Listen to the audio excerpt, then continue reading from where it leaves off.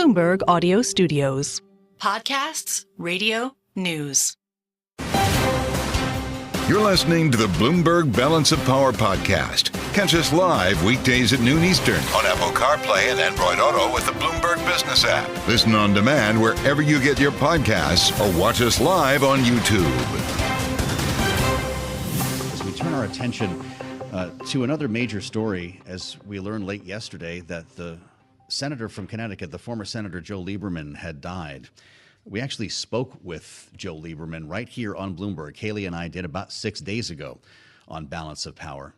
This is an 82-year-old man. Of course, we've talked a lot about age in politics most recently, but this was a man who truly was working up until his last breath as co-chair of the group No Labels, which has been desperately searching for a candidate, as he told us just last week. Here he is. We're still in pursuit of a couple of really good candidates. And we got to make a decision in the next 2 or 3 weeks. And when we do, hopefully we'll excite people and they'll say, you know what, this is their choice I've wanted. The senator who went from a long-time pillar of the Democratic Party to an independent and, of course, ran as the vice presidential nominee alongside Al Gore in 2000, has left us. He was 82. And we now bring in the governor of Connecticut, Ned Lamont, who knew him awfully well. Governor, I appreciate your spending some time with us here. This is a politician who left your party. How do you want people to remember him? I think I liberated Senator Lieberman. We had a pretty frisky primary going back about 16 years ago, and he ended up running as an independent and winning. And we shook hands. It was a debate about the war in Iraq, but you have a debate about the big issues of the day, then the people decide. And we've been close ever since. And we're going to have a memorial service for Senator Lieberman tomorrow. There's going to be a great outpouring of support. Look, he was old school, right? He had relationships on both sides of the aisle and, had strong convictions. Some fit neatly within the Democratic Party, some less so. He was his own man. That's how he'll be known. He was his own man. You beat him in that primary, of course. Did he do the right thing by moving on to run as an independent? He had the right to run as an independent. He said he might run as an independent even during that primary. So, look, that was then, now's now. We shook hands at the end of that race. I saw him just a couple of months ago at the alfalfa dinner. We talked about the war in Iraq, where we disagreed. We talked about giving the Ukrainians the aid they need to support themselves, a place where we did agree. Mm-hmm.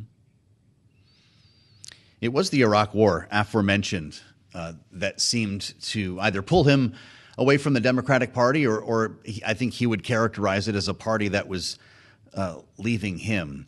He will be remembered for his foreign policy acumen. What did he bring to the Senate and to the country in that regard? Well, I'll tell you, first of all, the decision to invade Iraq back in 2003 was quite bipartisan. I was a little more of the outlier by saying I think it's the wrong decision to make. But more importantly, remember what Joe Lieberman meant for the state of Connecticut. He served us going back as a state senator in 1970. And for decades, he was there fighting on behalf of the people of the state. A whole variety of issues that he cared deeply about. The environment, he was such a leader there. LGBTQ issues. Back before they were less mainstream, he had the courage to stand up and make a difference there as well. He obviously was a strong defender of our defense system. We have some contractors here in the state. He fought hard to make sure our Navy base and submarines stayed here in Connecticut. Well, that's a lot. He also continued to stay active in politics following his retirement as a lawmaker, and I've been awfully compelled by his journey with this group, No Labels. We just played a snippet of our conversation with him from just last week. A lot of people have been criticizing him, a lot of Democrats, for trying to spoil this race. When we spoke with him, he seemed to genuinely think that he was doing something in the name of democracy. What do you think? I think you can be independent-minded and a man of your own convictions within the Democratic Party or within the Republican Party. I think it's a little confusing to bring in a lot of outside parties. I think that's probably not that helpful. I'm not sure I agreed on that. he certainly was somebody who was able to maintain his strong independence and stay true to himself within the Democratic Party for so many years. Well, he's obviously the end of an era for a lot of folks in Connecticut, but also here in Washington, Governor. I wonder if you can speak to the different era that we are in now, because we're seeing an important generational turnover that a lot of people are calling for on the presidential level. It may not have happened yet, but it's certainly been happening on the legislative level. What is that era that Joe Lieberman represented? I think it was more collegial. That's when people spent a lot more time together on both sides of the aisle. They ate meals together. They traveled together on a lot of these missions. That's where Joe became quite close with Senator John McCain and Lindsey Graham, the three amigos. Yeah. Those relationships were powerful. I find today the relationships are less there. It's more ideological. That's an era I miss. I've got to ask you, Governor, this can just stay between us if you want.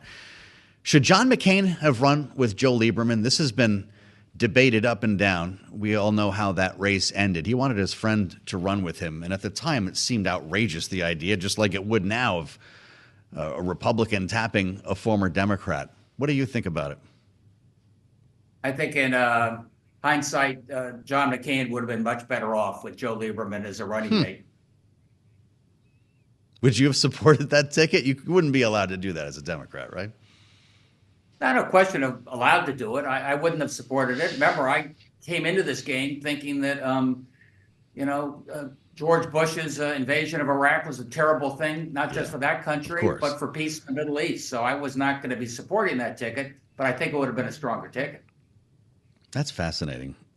We can have this conversation now with Governor Ned Lamont of Connecticut, and I really appreciate your candor on this, Governor. When's the last time you talked to Joe Lieberman? You know, we got together at the Alfalfa dinner down in Washington, D.C. a few months ago, and I had a chance to catch up briefly. And we promised we were going to get together soon. Unfortunately, it's at his memorial service tomorrow. Well, we were all struck by his demeanor and the passion that he was still showing to the cause when we spoke with him just last week. This is, of course, due to complications from a fall. He was still looking pretty good and still had his wits about him, didn't he? I love it. I mean, I'm a guy who just turned 70, so I love to see these folks, playing it up at the top of their game. Here he was at 82, still making a difference. I say go for it. It's not every day we spend time with the governor of Connecticut, and I have to ask you a couple of things while you're with us in our remaining couple of minutes here, Governor Lamont. This general election campaign that we've referred to by way of no labels is well underway now. Joe Biden's going to be in New York tonight with Barack Obama and Bill Clinton. I presume that you're supporting this ticket. What's your read on the race from your perch in Connecticut? My read is that America usually does the right thing after exhausting all the other options. And I think the right thing is going to be Joe Biden. I think people know him. I think people trust him.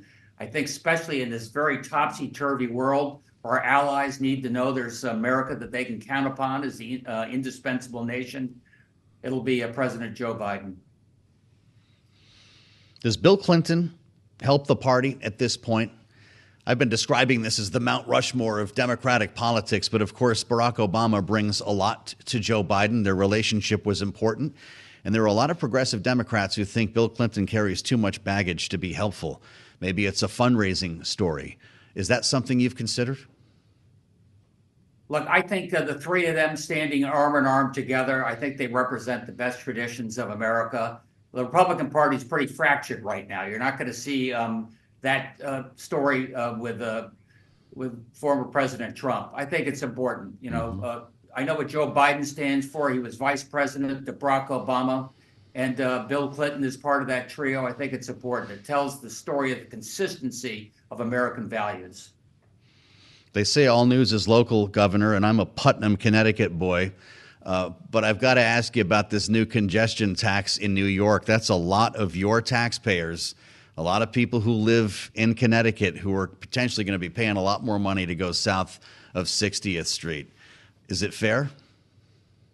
Well, I'm sorry about your drive from Putnam, and it will cost you a little bit of extra money. Look, I'm the one state that doesn't have tolls. Everybody else on the Eastern Seaboard has tolls, including New York. Then you go through New Jersey where they're raising.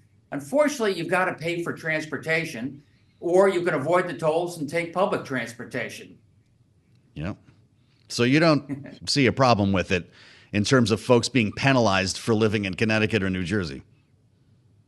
Hey, look, the politics of it stinks, no question about it. But you've got to upgrade that transportation system and the subway system in New York. Yeah. So I'm not going to find fault.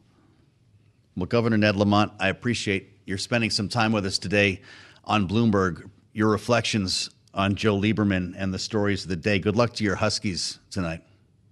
It's going to be a big game tonight. Thanks, Joe. We'll be watching. Come back and see you soon. On the fastest show in politics, we have a lot more to follow here. Matt Bennett's going to chime in a little bit later from Third Way on the no labels issue, as well as what in the world is happening to RFK Jr.'s campaign and whether he can get on the ballot in all 50 states. Is he the real spoiler here? Chris Christie, by the way, says no to no labels. We'll have a lot more on it coming up next here on Bloomberg. You're listening to the Bloomberg Balance of Power podcast. Catch us live weekdays at noon Eastern on Apple CarPlay and Android Auto with the Bloomberg Business app. You can also listen live on Amazon Alexa from our flagship New York station. Just say, Alexa, play Bloomberg 1130. Great to have you with us. Welcome to Bloomberg Radio, YouTube, and the satellite. As we consider news now from the former governor of New Jersey, thanks but no thanks. How's this for a statement? I appreciate the encouragement from Chris Christie. This is about a potential run on no labels. And I will tell you, we had it on pretty darn good sources that this might actually happen as recently as last week when we spoke with the now late Joe Lieberman. The statement goes on to write, I also believe that if there is not a pathway to win, and if my candidacy is in any way, shape, or form helping Donald Trump become president again, then it is not the way forward, unquote. I thought maybe Matt Bennett had written that for him. Of course, one of our frequent Democratic panelists here on the program, Matt Bennett at Third Way, is with us right now because Third Way has been working overtime to talk about this no labels effort. And I think I could dare say, Matt, snuff it out. Is this the end? We lost Joe Lieberman, and I want to be sensitive here. I'm trying to be delicate around this. But he was a driving force behind this group. And now the last great hope, it seems, of a candidate in Chris Christie has said no. Are we done? We don't know. It's a free country. If No Labels wants to go forward, they can find somebody to lead their ticket. They can. And at least so far, they are not saying anything about folding their tent. But to your point, they've suffered two serious blows. One, the tragic loss of Senator Lieberman, who we all mourn as a great leader for this country, was also their founding chairman and was a driving force behind the group. But he didn't run it day to day. It's being run by their founder and CEO, Nancy Jacobson, and really this is going to be up to her. But the bigger problem, as you point out, is that they cannot find an A-list candidate. They can't even find a B-list candidate. They were floating a former lieutenant governor as their potential presidential candidate a couple of weeks ago. So stuff there. The great Jeff Duncan campaign that wasn't. Okay, this, by the way, was initially reported by the Washington Post, the Christie story. If we can't get a candidate, that also means we probably can't get on the ballot in most places, correct? That's right. They had said that they would have ballot access by the end of last year in 34 states. They now have it in 18. So they're way behind predictions. And there's a bunch of states where they can't even begin to get on the ballot until they name a candidate because of state rules. So they're really up against it. In fact, in New York, they face a looming deadline in a couple of weeks where they must have a candidate and they must submit their signatures. And it does not appear that they're ready to do that. So there's some real questions about the logistics here. If they do pick a candidate, they are going to be handing that person an enormously difficult set of problems, not only to compete with a current president, a former president, and a Kennedy, but also to gain ballot access in most places. Let's talk about a Kennedy, because I want to ask you about this running mate. I'm fascinated by this whole story, the Nicole Shanahan element And I've read some commentary in the wild already that came from you, so I think I know where you are on this. But in terms of no labels, taking a look at RFK Jr., is that a possibility? I don't think so. RFK Jr. does not fit any of the metrics that No Labels had set for itself around kind of a unity ticket. And I'm not sure RFK Jr. would be interested in the No Labels endorsement at this point. So I doubt it'll be them, the Kennedy-Shanahan team. If No Labels goes forward, it'll be probably with somebody far less prominent than Kennedy. What does our audience need to know about Nicole Shanahan? This choice is interesting to me, and folks like yourself have tried to make clear that this is about ballot access. Tell us why. Without a doubt. I mean, Nicole Shanahan has three qualities. She is over the age of 35 and born in the United States, which means she is constitutionally able to become vice president. And she's rich. Mm-hmm. She's got a lot of money. She is the former wife of one of the Google founders. And that allows them great flexibility, because if you are the candidate or one of the candidates on a presidential ticket, you can give your campaign unlimited contributions. That's not true of anyone else in the presidential context. They're limited to $2,900 a person. But Shanahan can write enormous checks. And if they're going to be on the ballot everywhere, or even most places, they're going to need those checks, and they're going to need them right away because they're kind of behind the eight ball. So it seems to me, no doubt, they picked this woman because of her money. Well, sounds kind of smart then, right? She was married till last year to Sergey Brin, who you referenced, the Google co-founder, who has a fortune estimated by Bloomberg News at $129 billion. What could that mean for the campaign? Unless you have very bad lawyers, she's got a lot of that money. So, I think it is it's smart from a political perspective because money helps in politics. But this is somebody that would be a heartbeat away from the presidency, and she has absolutely no qualifications whatsoever to be president of the United States. I mean, she's a lawyer and she's a financier of movies and stuff. I mean, she has literally no qualifications. And if you think about it, even the least qualified vice presidential candidates like Dan Quayle and Sarah Palin, at least they've been senators and governors. I mean, she's done nothing. Yeah, right. Wow. Fascinating to see Donald Trump try to frame RFK as a super lib to the left of Joe Biden, he says. It reminds me of Democrats buying ads to lift up the MAGA candidate. Is he worried about RFK Jr. taking votes away?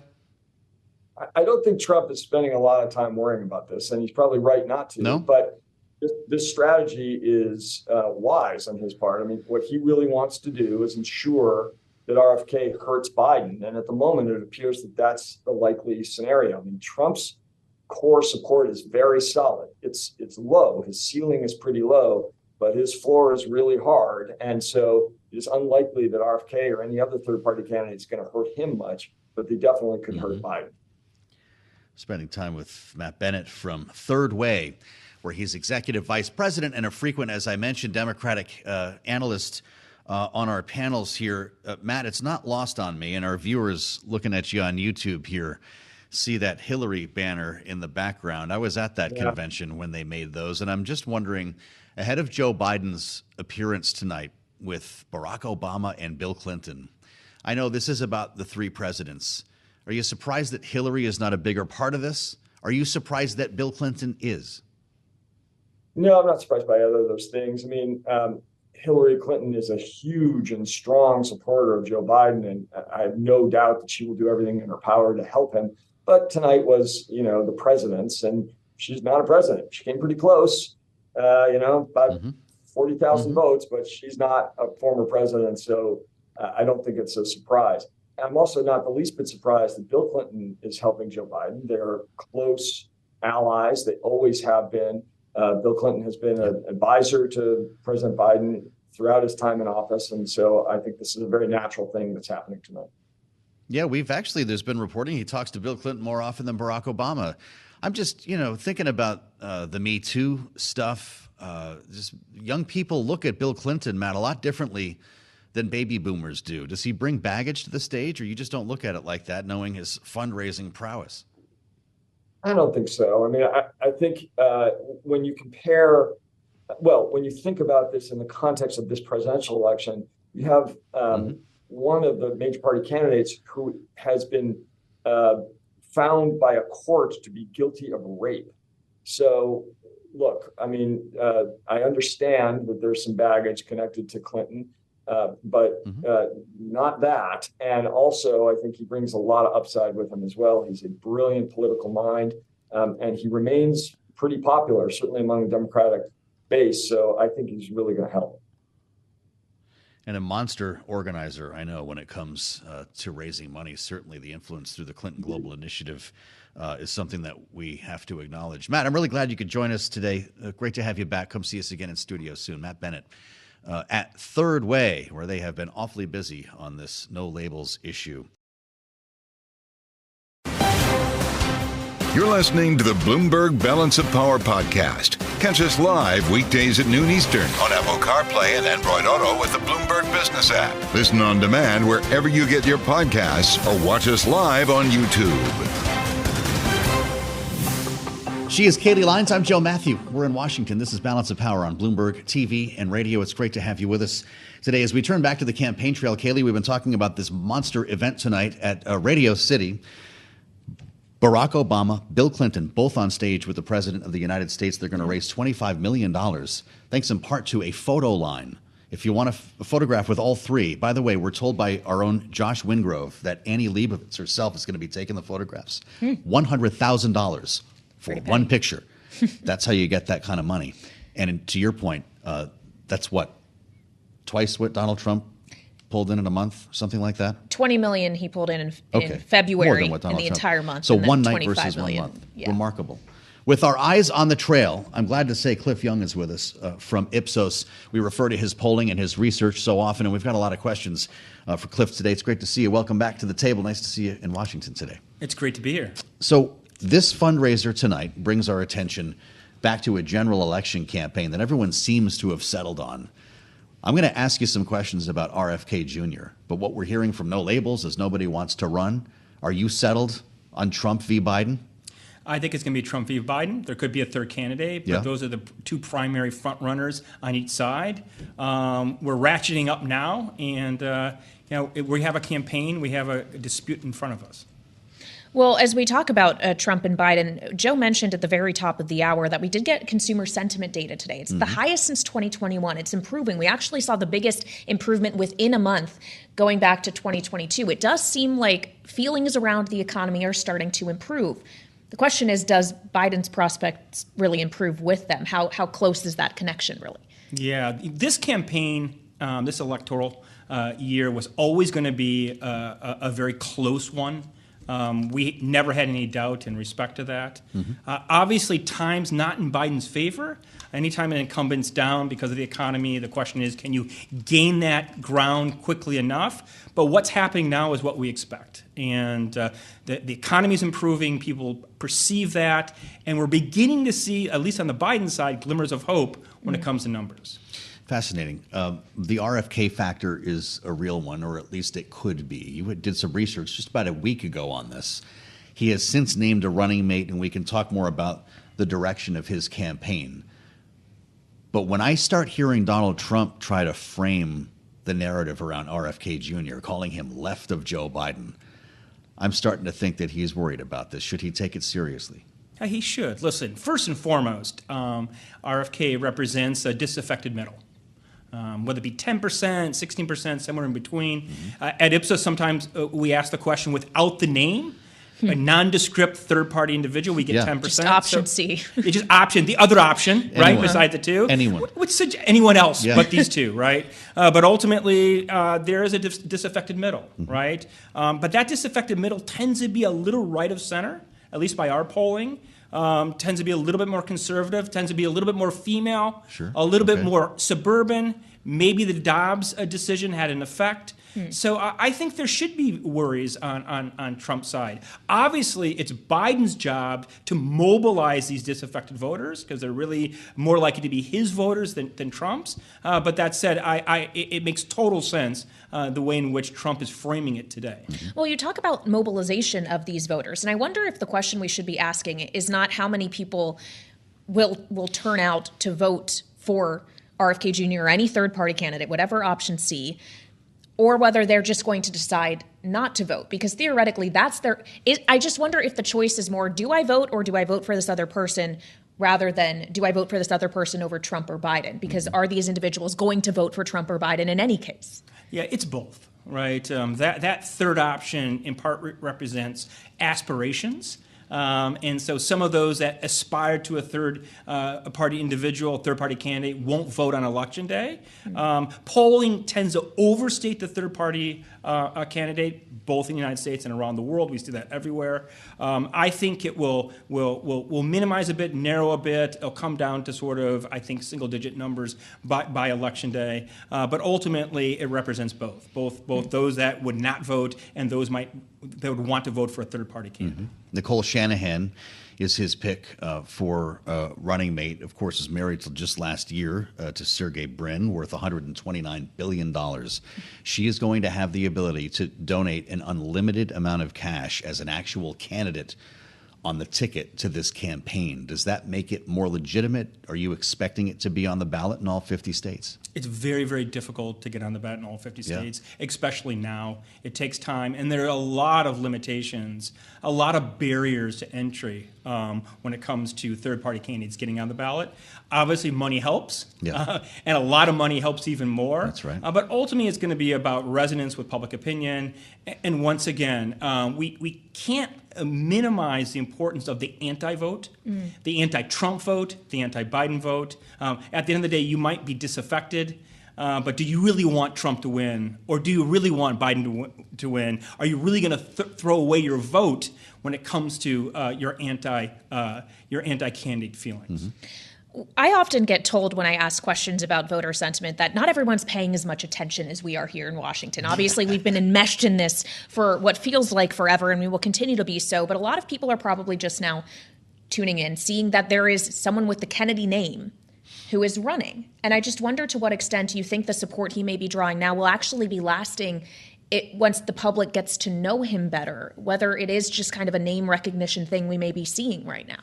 I think it's partially that. Once again, our experience, whether it be in the United States or in other countries with third-party candidates, they tend to taper off as you get closer to Election Day. And it is the case that people are not paying attention at this point. Therefore, we should be very careful with the horse race polls. The horse race polls are fuzzy at best. Other indicators like the main problem and approval ratings are probably better leading indicators of what will happen. But ultimately, we have to understand where we are. We're 7 months out. Kailey mentions consumer sentiment today. Our Bloomberg News poll that came out a couple of days ago actually showed improvement in the 7 swing states, or at least several key states for Joe Biden, including Wisconsin. Is the trajectory in his favor based on your research? You look a couple of months down the road, where's it going to be? I expect this trend.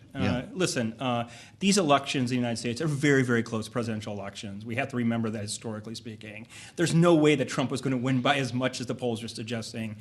This was a lag effect, in my opinion, inertial effect of inflation. And the economy is improving, and that's what we're seeing right now. We're seeing sort of glimmers of hope in some ways when it comes to the economy. You're less likely to punish the executive in power at the time, that is Biden at this point. And your numbers and all the numbers are suggesting this more positive trend for the Biden camp.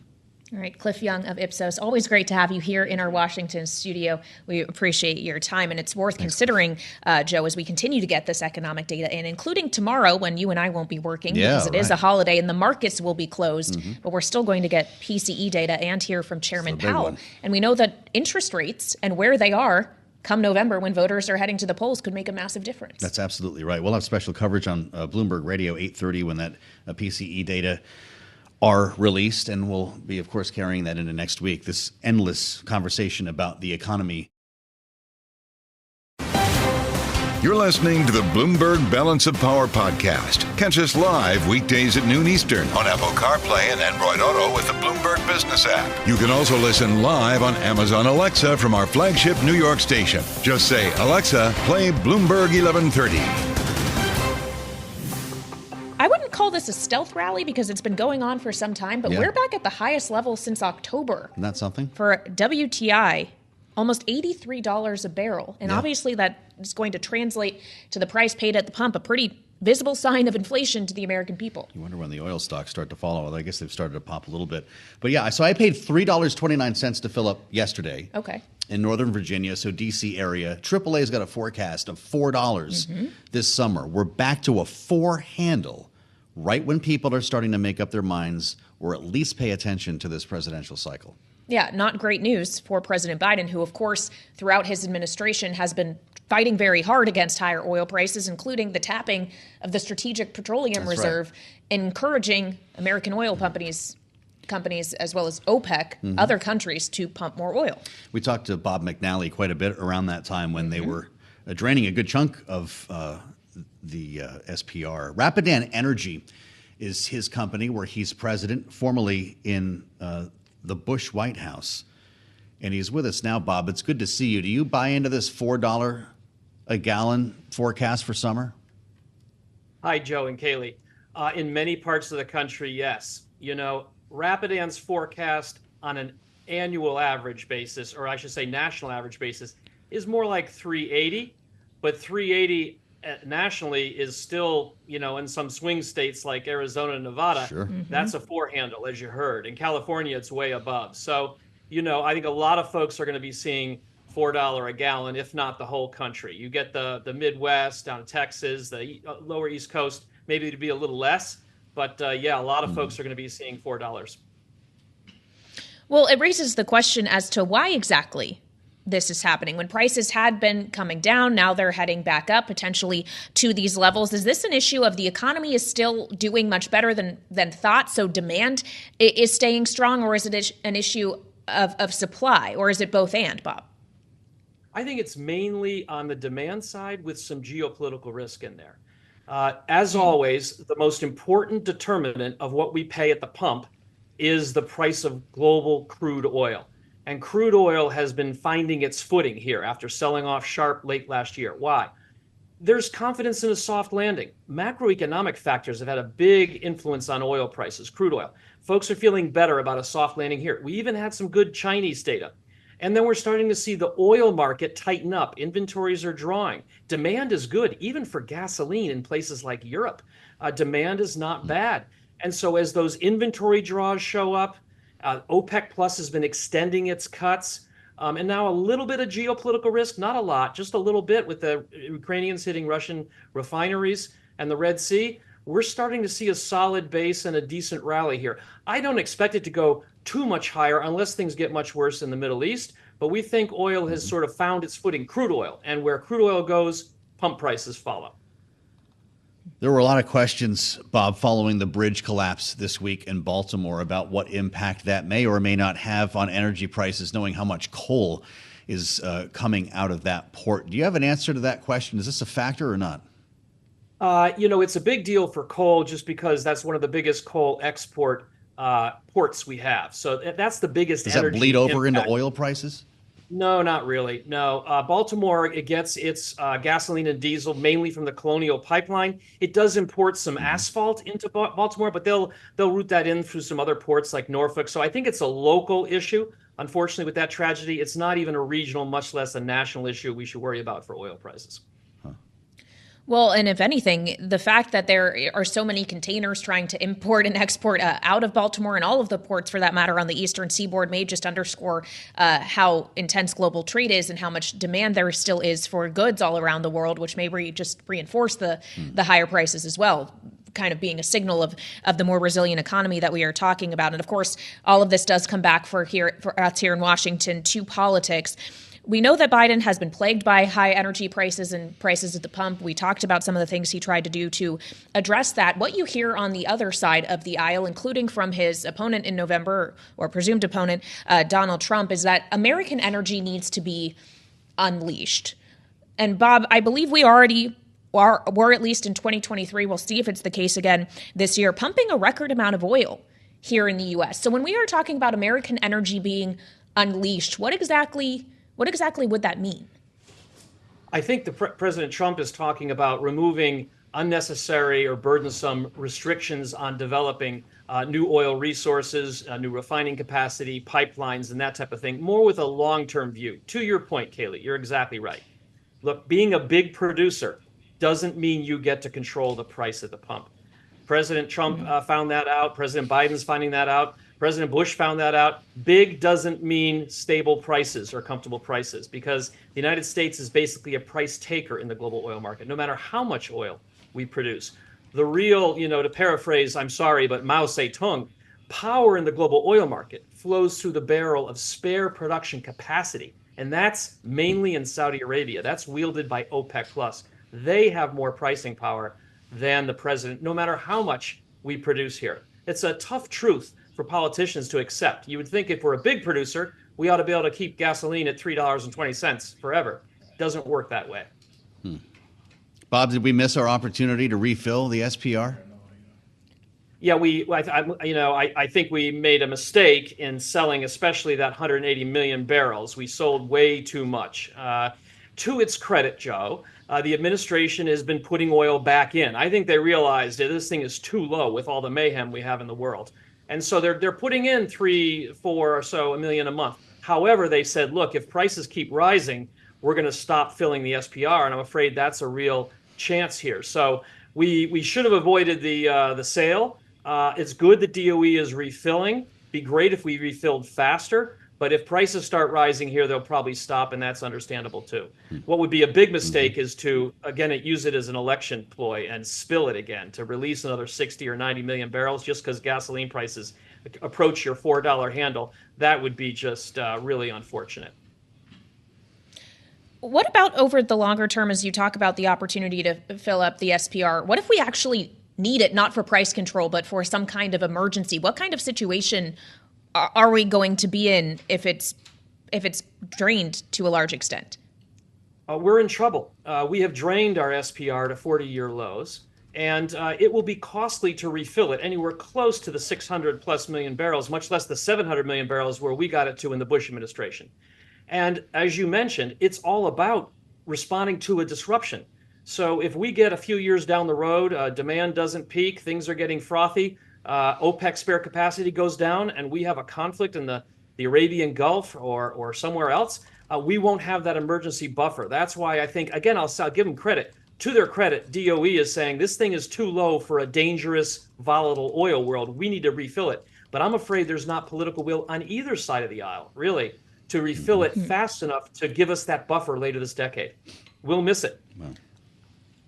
All right. We have to leave it on that note. But Bob McNally of Rapidan Energy, thank you so much, as always, for joining us on Bloomberg Television and Radio as we talk about energy, which certainly is a factor in this electoral cycle. Joe, it's something we hear a lot about from both sides. And we know, once again, prices at the pump do have an influence on voter sentiment, how they're feeling about the economy as they prepare to decide who they want to vote for president. But energy and the economy is on what is a long list of issues that may change the minds of voters. Well, that's for sure. And then we see consumer sentiment today at the highest levels since July, which you were smart to invoke earlier.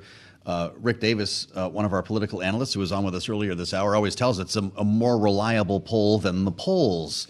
So even as oil prices increase, we're seeing sentiment on the rise as well. And I'm sure it's confounding some of the, the economic minds inside the White House. Yeah, although maybe both of that is a sign of a more resilient economy than thought. People might be feeling better about the economy because they still have their jobs. Right. The economy is still growing. They can maybe afford the higher gas as their wages are rising. But definitely something of a puzzle. And we know that the economy is often top of mind, or at least up there on the list for voters. But we've found out throughout this primary cycle, and now that we're effectively in the general election, that immigration and the border sometimes is equal to or even above that issue in many of these states. That's for sure. That's what our polling has brought to us. And as we learned on the ground in Iowa and New Hampshire, that was the case in both of those primaries. So it will certainly be near the top, if not the most important issue in the general election campaign. So not lost on us here. And that's why our bureau chief in Washington, Peggy Collins, made tracks to the border. Just returned recently from our southwest border in Texas. She's with us at